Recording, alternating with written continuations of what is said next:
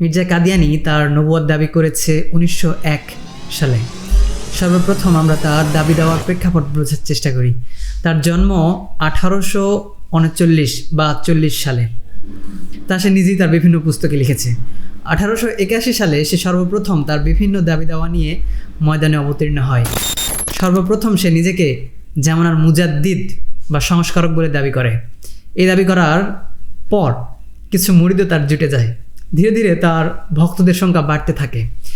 সে যখন দেখলো তার কথা মানার মতো কিছু লোক তৈরি হয়ে গেছে, তখন সে আরেকটু আগে বাড়লো এবং তাই সে প্রায় 10 বছর পর 1891 সালে দাবি করলো, আমি শেষ জামানার ইমাম মাহদি এবং হাদিসে যে ঈসা মাসির আগমনের সুসংবাদ দেওয়া হয়েছে, আমি সেই ঈসা।